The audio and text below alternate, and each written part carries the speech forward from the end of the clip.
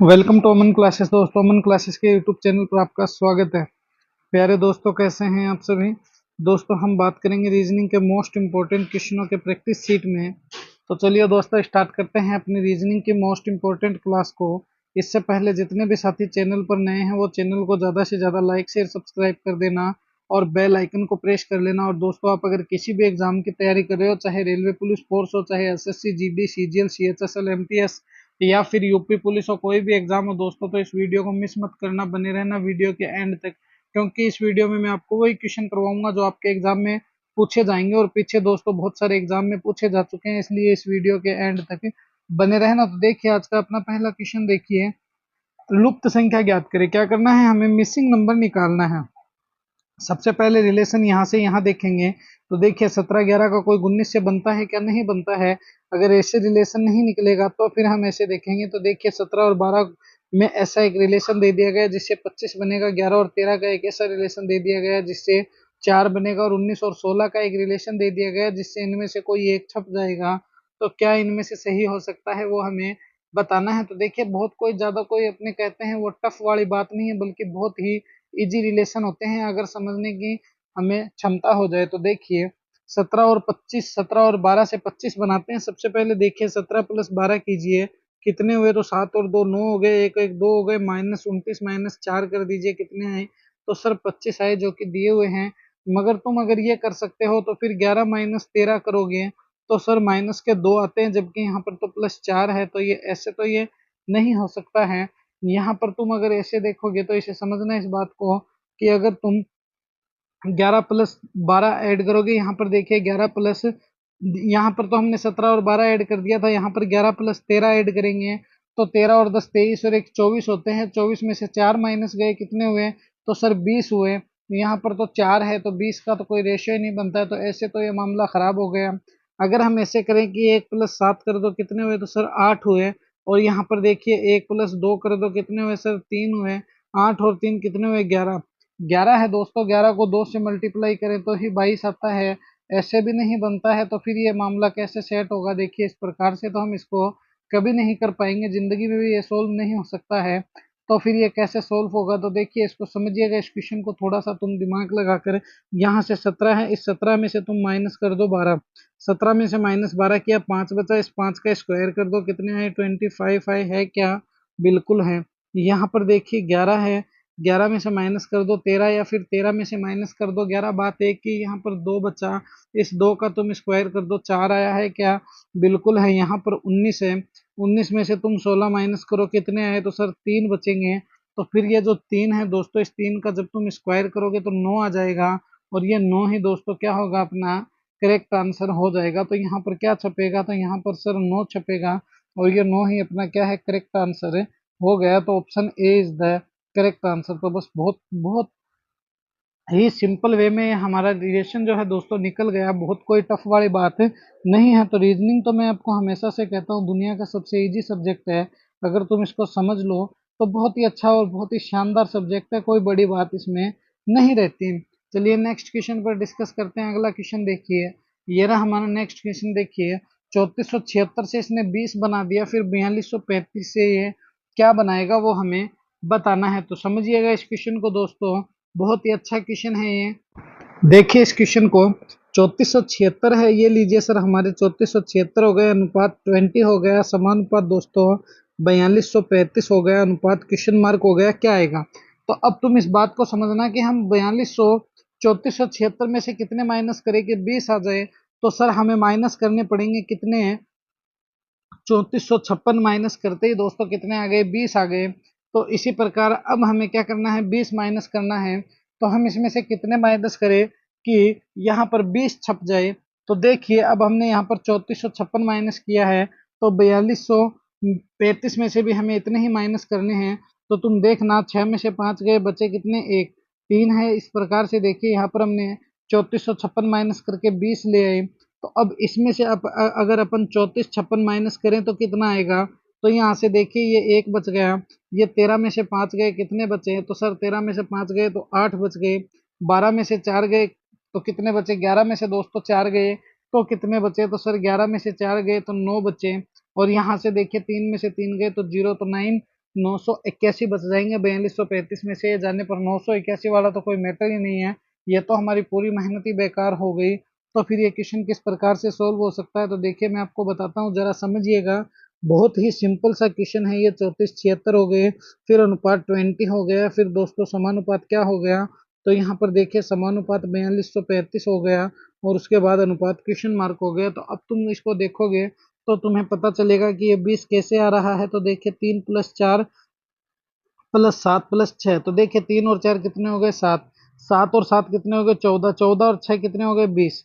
तो अब इसी प्रकार तुम इनको इंक्लूड कर दो, ऐड कर दो आपस में, तुम्हें समझ में आएगा कि यहाँ पर तुम देखना इसको कि देखिए 42 है 4 है, प्लस दोस्तों 2 हो गए, प्लस 3 हो गए, और प्लस 5 हो गए। तो अब देखो इसको क्या आ रहा है, तो देखिए 4 है, 4 और 2 6 हो गए, 6 3 9 हो गए, 9 5 14 हो गए, और ये 14 ऑप्शन में कहाँ दिया हुआ है, तो सर ऑप्शन ए में हमें 14 दिया हुआ है। तो ये ऑप्शन ए ही अपना क्या हो जाएगा, करेक्ट आंसर हो जाएगा इस क्वेश्चन के अकॉर्डिंग। तो option A is the correct answer. तो बस ऐसे ही हमें हमारे रिलेशन ही तो ज्ञात है करने हैं। चलिए नेक्स्ट क्वेश्चन पर डिस्कस करते हैं। अगला क्वेश्चन देखिए, ये रहा हमारा नेक्स्ट क्वेश्चन। बहुत ही अच्छा क्वेश्चन, देखिए 19 है, फिर 38 कर दिया, फिर क्वेश्चन मार्क कर दिया, फिर 28 कर दिया, फिर 684 कर दिया, फिर क्या कर दिया 1368 कर दिया। तो कुछ नहीं है, सबसे पहले हमें एक ही काम करना है, यहाँ से लिखना है 19 है, फिर इसको 38 कर दिया, फिर इसको क्वेश्चन मार्क कर दिया, फिर इसको 228 कर दिया, और उसके बाद इसको 684 कर दिया, और उसके बाद इसको 1368 कर दिया।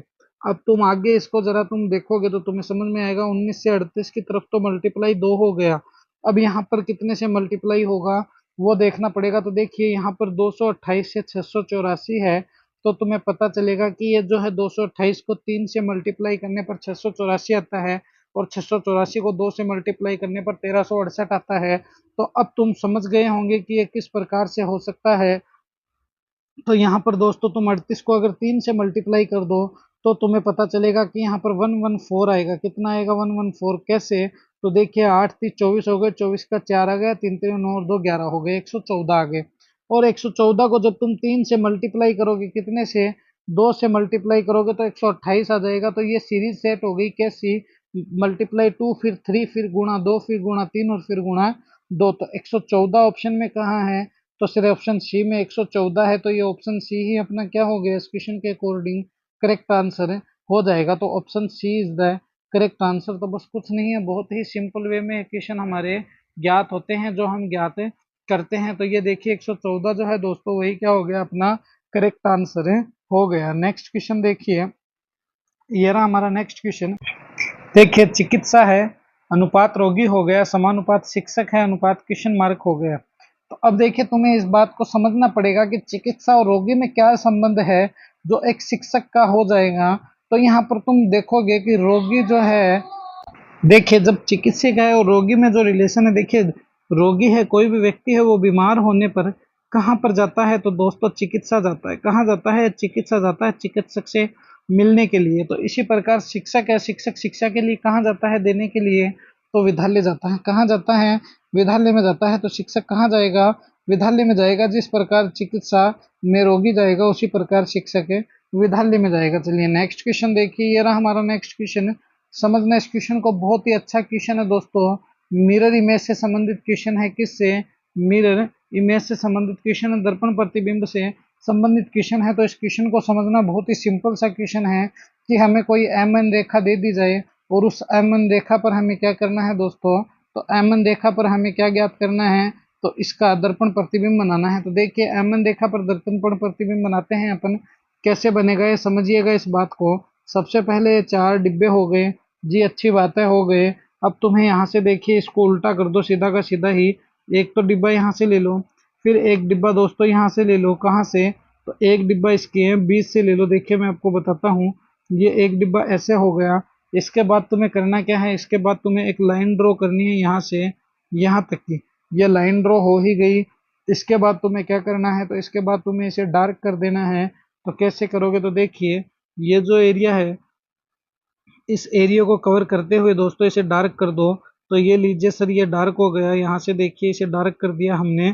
तो बस ऐसा ही तो बनाना है। उसने क्या किया था, तो उसने ऊपर एरिया को डार्क किया था। यहाँ से देखिए तुम्हें देखने पर समझ में आएगा कि ये जो है दोस्तों, ये क्या है, इसने ऊपर से डार्क किया था। जब अपन एम एन रेखा पर इसको बनाएंगे, ये लीजिए एम एन रेखा पर ये जो मिरर इमेज अगर हम बनाए तो कुछ इस प्रकार की मिरर इमेज बनेगी। और इस प्रकार की मिरर इमेज कहाँ, देखिए ए में नहीं है, बी में नहीं है, सी में भी नहीं है, डी में भी नहीं है, मगर सी में देखोगे तो तुम्हें सी में इस प्रकार की मिरर इमेज नजर आएगी जो हमारी बनी हुई है। तो ऐसे ही दोस्तों क्या होगा, आपको सिंपल सा दिमाग लगाना पड़ेगा। अगर तुम दिमाग लगाओगे तो तुम्हारी बन सकती है।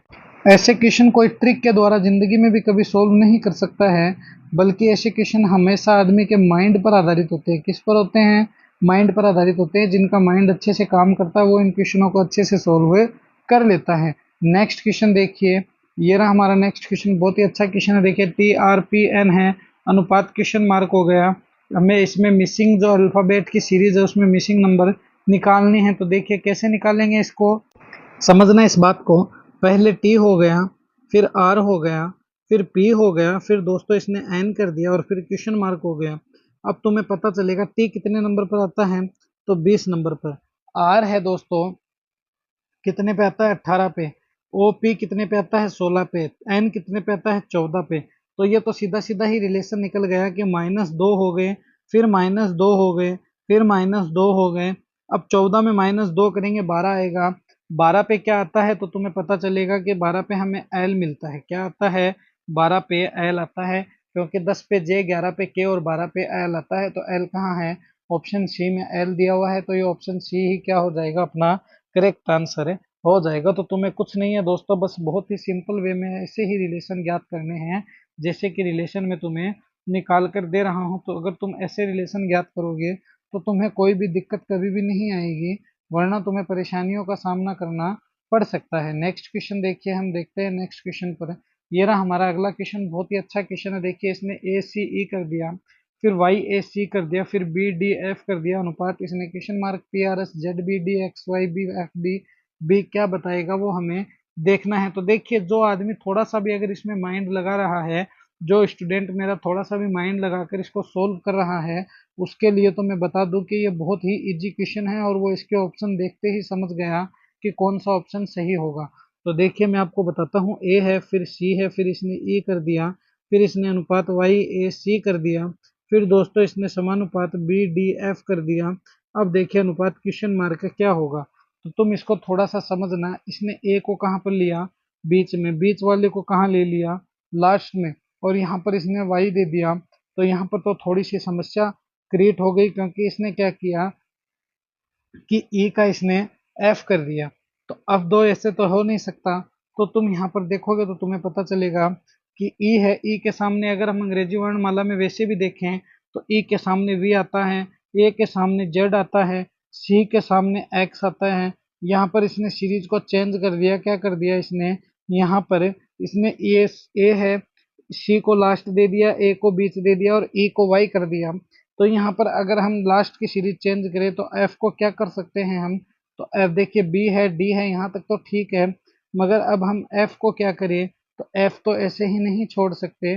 तो ये दोस्तों थोड़ा सा देखिए, मैं आपको बताता हूँ, थोड़ा समझने वाला क्वेश्चन है।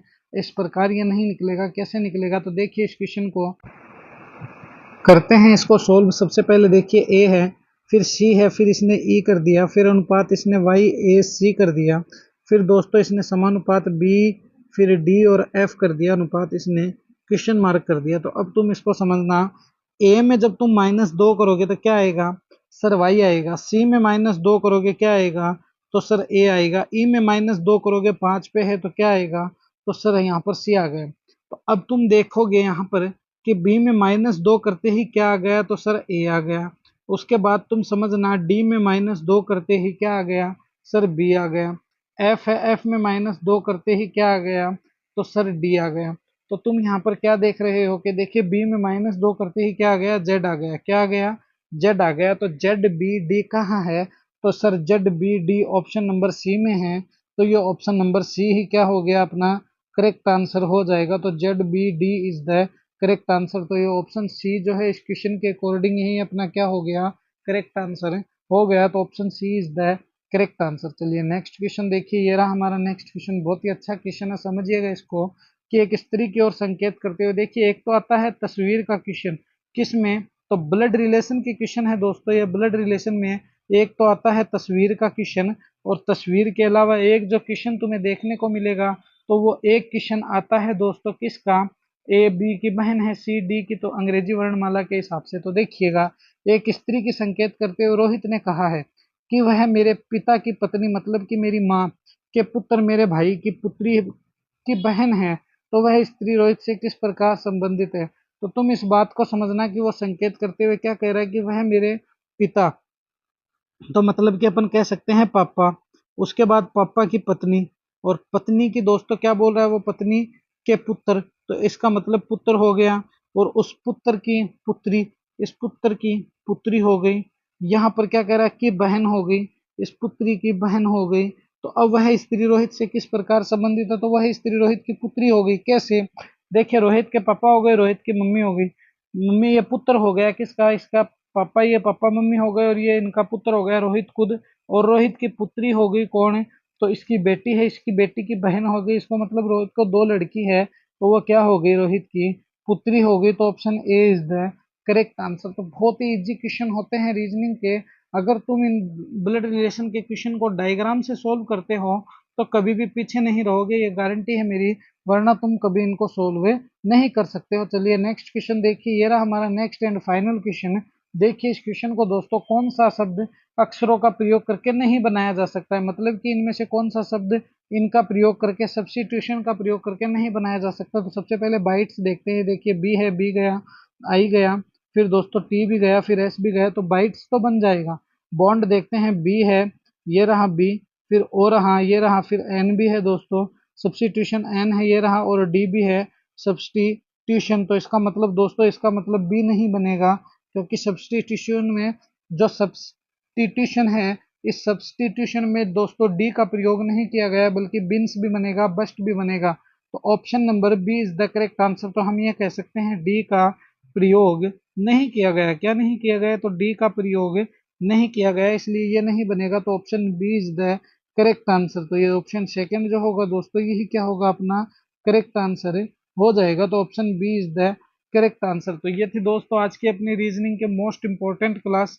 कैसी लगी ये क्लास मुझे कमेंट में जरूर बताना, और दोस्तों अपने इस परिवार को दबा के शेयर कर देना, जिससे कि आपको रोज ऐसे वीडियो का नोटिफिकेशन मिलता रहे। तो मिलेंगे इसी प्रकार एक और नेक्स्ट वीडियो में। जय हिंद, जय भारत प्यारे साथियों।